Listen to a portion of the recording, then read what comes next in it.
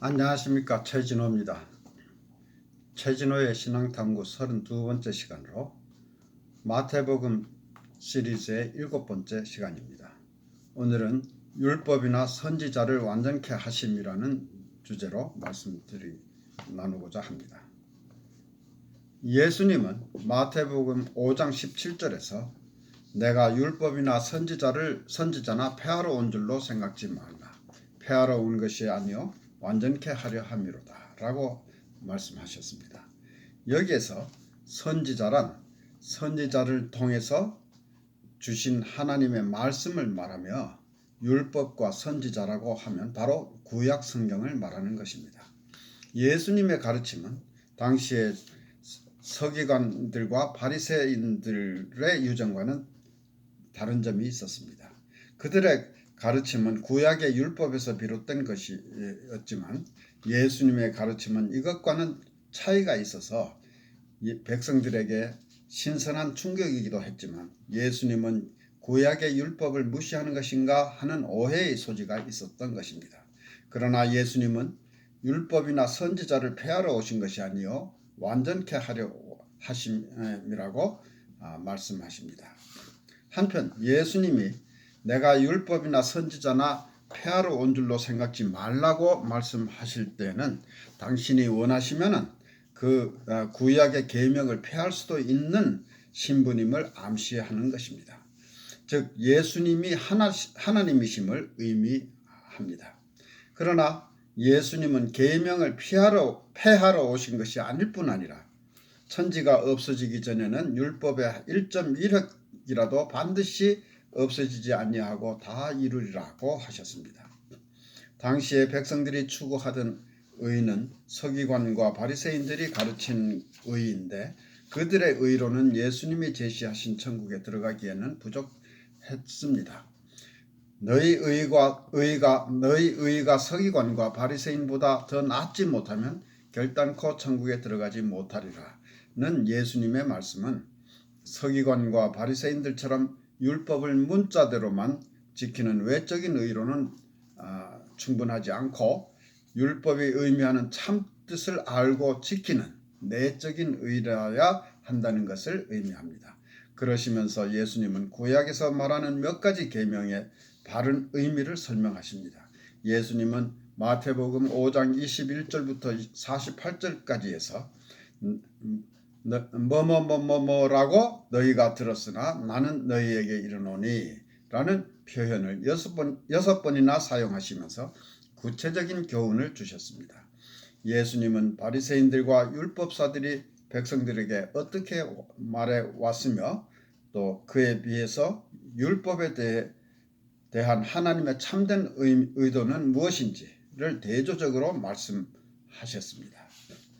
그 첫 번째로 21절과 22절에서 옛사람에게 말한 바 살인치 말라 누구든지 살인하면 심판을 받게 되리라 하였다는 것을 너희가 들었으나 나는 너희에게 이르노니 형제에게 노하는 자마다 심판을 받게 되고 형제를 대하여 라가라 하는 자는 공회에 잡히게 되고 미련한 놈이라 하는 자는 지옥불에 들어가게 되리라 라고 하셨습니다. 살인하지 말라는 구약의 10계명의 제6계명입니다. 육신의 생명을 빼앗는 것은 물론 악한 일이지만 예수님은 그러한 행위를 유발할 수 있는 분노도 나쁜 것이라고 하시는 것입니다. 더구나 남에게 굴욕적인 욕설을 하는 것은 그 사람의 인격을 파괴하는 행위이기 때문에 육신적인 살인만큼이나 나쁜 것입니다. 예수님은 형제에게 노하는 자마다 심판을 받게 되고 형제를 대하여 라가라 하는 자는 공회에 잡히게 되고 미련한 놈이라 하는 자는 지옥불에 들어가게 되리라고 하셨습니다. 라가라는 말은 속이 비었다는 뜻의 명사형으로 교육을 받지 못해서 도덕심이 없는 사람을 일컫는 말로 사람을 경멸하는 뜻으로 쓰이는 욕설이었습니다. 이어서 예수님은 예물을 제단에 드리다가 거기서 내 형제에게 원망 들을 만한 일이 있는 줄 생각나거든 예물을 제단 앞에 두고 먼저 가서 형제와 화목하고 그 후에 와서 예물을 드리라고 하셨습니다. 화해 없이 제단에 드려진 예물은 아무런 의미가 없다는 뜻입니다. 우리가 아무리 큰 잘못을 저질렀어도 회개하면 하나님은 용서해 주십니다. 그러나 이 말씀을 잘못 해석하면 우리가 사람과의 관계에서 어떤 잘못을 범했을 때 하나님께만 기도하고 용서를 구하면 다 용서되었다고 생각하기 쉽습니다. 그러나 예수님의 말씀에 의하면 나로 인해 피해를 입은 사람에게 먼저 가서 사죄하고 화해를 해야 되는 것입니다. 나와 하나님의 관계만 중요한 것이 아니고 나와 이웃과의 관계 또한 못지않게 중요한 것입니다. 하나님께 드리는 제사 또는 예물, 오늘날의 예배는 궁극적으로 하나님께 영광을 올리고 하나님을 기쁘게 해드리는 것이 목적입니다. 그러나 물질로 드리는 제사는 하나의 형식이고 진정으로 하나님이 기뻐하시는 것은 우리가 하나님의 말씀에 순종하는 것입니다. 형제와 화목하는 것은 곧 화평케 하는 일이고 이것은 8가지 복에 속하는 덕목입니다. 화평케 하는 자에게 복이 있나니 저희가 하나님의 아들이라 일컬음을 받을 것이라고 하셨습니다. 둘째로 또 간음치 말라 하였다는 것을 너희가 들었으나 나는 너희에게 이르노니 여자를 보고 음욕을 품는 자마다 마음에 이미 간음하였느니라 라고 하셨습니다. 바리새인들의 가르침에는 부정한 성적 결합만이 간음으로 간주되었으나 예수님은 여자를 보고 음욕을 품는 자마다 마음에 이미 간음하였느니라고 하여 마음에 품는 음욕도 악한 것이라고 말씀하십니다. 그 다음에 29절과 30절에서는 끔찍한 표현을 사용하십니다. 만일 내 오른눈이 너로 실족해 하거든 빼어내버리라. 내 백체 중 하나가 없어지고 온몸이 지옥에 던지우지 않는 것이 유익하며 또한 만일 내 오른손이 너로 실족해 하거든 찍어내버리라. 내 백체 중 하나가 없어지고 온몸이 지옥에 던지우지 않는 것이 유익하니라고 하셨습니다. 그러나 예수님이 이 말씀을 하실 때 실제로 육체적 절단을 의미하신 것이 아니면 분명합니다. 소경도 정상적인 눈을 가진 사람과 마찬가지로 음욕을 품을 수 있고 한 손이 없는 사람이라도 범죄할 수 있기 때문입니다. 예수님의 이 말씀은 마음으로부터의 실족할 수 있는 요인을 철저히 제거하라는 뜻으로 해석해야 할 것입니다. 이어서 셋째로 누구든지 아내를 버리려거든 이혼 증서를 줄 것이라 하였으나 나는 너희에게 이르노니 누구든지 음행한 연고 없이 아내를 버리면 이는 저로 간음하게 하며 또 누구든지 버린 여자에게 장가드는 자도 간음함이니라고 하셨습니다. 신명기 24장 1절에서는 피치 못할 이유가 있어서 이혼할 경우에는 이혼 증서를 써주어서 그 여인이 다른 남자와 만나더라도 음행의 죄가 되지 않도록 배려하라는 뜻이었습니다. 그러나 악한 사람들이 이를 악용하여 이혼 증서만 써주면 마음대로 이혼할 수 있다고 생각했던 것입니다. 당시에 여성이 음행을 하다가 발각되면 돌로 쳐 죽일 수 있을 정도의 중죄였기 때문에 이혼당한 여인이 이런 험한 처지에 놓이지 않도록 배려하라는 뜻이었던 것입니다.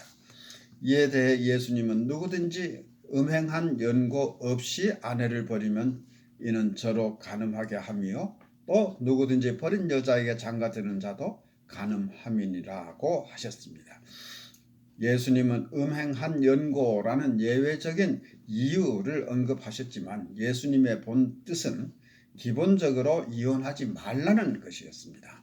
이혼 문제에 대해서는 19장에서 다시 언급이 되는데 거기 19장 6절에서는 결혼을 하에 대해서 말씀하시면서 이러한 적 이제 둘이 아니요 한 몸이니 그러므로 하나님이 짝지어 주신 것을 사람이 나누지 못할지니라 라고 하셨습니다. 넷째로 예수님은 옛사람에게 말한 바 헛맹세를 하지 말고 내 맹세한 것을 주께 지키라 하였다는 것을 너희가 들었으나 나는 너희에게 이르노니 도무지 맹세하지 말라고 하셨습니다. 옛사람에게 말한 바, 즉 구약의 계명 레위기 19장 12절에서는 너희는 내 이름으로 거짓 맹세함으로 내 하나님의 이름을 욕되게 하지 말라. 나는 여호와니라 라고 하였으며, 신명기 23장 21절에서는 내 하나님 여호와께 서원하거든 갚기를 더디하지 말라. 내 하나님 여호와께서 반드시 그것을 내게 요구하시리니 더디면 내게 죄리라고 하였습니다. 거짓 맹세를 하지 말라는 말씀과 하나님께 맹세한 것은 지키라는 것은 하나님께 대해서 신실해야 함을 의미하는 계명입니다. 그러나 바리새인들은 하찮은 일에도 맹세를 많이 했다고 합니다. 실제로는 신실하지 못하면서 신실한 척 외식을 하기 위해서, 또 맹세의 남에게 보이는 신빙성을 높이기 위해서 하늘을 두고 맹세를 하거나 땅으로, 예루살렘으로, 또 그들의 머리로 맹세를 해놓고, 그러고도 나중에 생각이 달라져서 발뺌을 하고 싶으면 하나님이 개입하시지 않았으므로 그 맹세는 무효라고 우기곤 하였다고 합니다. 예수님은 도무지 맹세가 필요하지 않다고 말씀합니다. 실제로 맹세가 필요하다는 것은 인간의 마음이 사악하다는 증거일 뿐, 성실한 사람에게는 맹세는 필요치 않다는 것을 우리는 경험적으로 알 수 있습니다. 오직 너희 말은 옳다 아니라 하라고 하셨는데, 이 말씀의 뜻은 옳다는 항상 옳다를 뜻하고 아니다는 항상 아니다를 뜻해야 함을 의미합니다. 다시 말하면 예라고 해야 할 때 예라고 하고 아니요라고 할 때 아니요라고 할 수 있어야 하는 것입니다. 야고보는 그의 서신에서 예수님의 이 말씀을 인용하고 있습니다. 야고보서 5장 2절에서 내 형제들아 무엇보다도 맹세하지 말지니 하늘로나 땅으로나 아무 다른 것으로도 맹세하지 말고 오직 너희의 그렇다 하는 것은 그렇다 하고 아니라 하는 것은 아니라 하여 죄의 정함을 면하라고 하였습니다. 다섯째로, 예수님은 또 눈은 눈으로 이는 이로 갚으라 하였다는 것을 너희가 들었으나 나는 너희에게 이르노니 악한 자를 대적하지 말라고 하였습니다. 구약에서 눈은 눈으로 이는 이로 갚으라는 율법은 출애굽기 21장 24절, 레위기 24장 20절, 신명기 19장 21절에 나오는데 통상 보복의 법이라 불립니다. 억울한 피해자의 발생을 막기 위해서 사람이 피해를 당했을 때 그 당한 피해에 대한 보복이 허용되기는 하였지만, 사람들은 자신이 당한 피해보다 훨씬 더 크게 보복하는 경향이 있기 때문에 이를 방지하고 보복이 가해의 한도를 벗어나지 않게 하기 위해서 주어진 율법입니다. 그러나 세월이 흐르면서 사람들은 피해를 당하면 반드시 보복을 해야 된다고 생각하게 되었습니다. 예수님은 의인이 그 권리, 보복할 수 있는 권리를 꼭 주장해야 할 필요는 없다는 점을 지적하신 것입니다.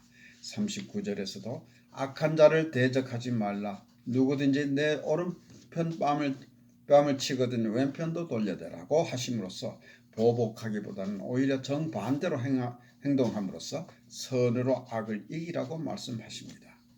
예수님은 자신의 삶 속에서 그대로 실천하신 분입니다. 베드로전서 2장 23절에서 베드로는 예수님에 대해서 언급하면서 욕을 받으시되 대신 욕하지 아니하시고 고난을 받으시되 위협하지 아니하시고 오직 공의로 심판하시는 자에게 부탁하셨다고 하였습니다. 그리고 바울은 예수님의 가르침을 로마서에서 다음과 같이 정리하고 있습니다. 아무에게도 로마서 12장 17절부터 21절까지입니다. 아무에게도 악으로 악을 갚지 말고 모든 사람 앞에서 선한 일을 도모하라. 할 수 있거든 너희로서는 모든 사람으로 더불어 평화하라. 내 사랑하는 자들아, 너희가 친히 원수를 갚지 말고 진노하심에 맡기라. 기록되었으되 원수 갚는 것이 내게 있으니 내가 갚으리라고 주께서 말씀하시니라. 내 원수가 줄이거든 먹이고 목마르거든 마시오라.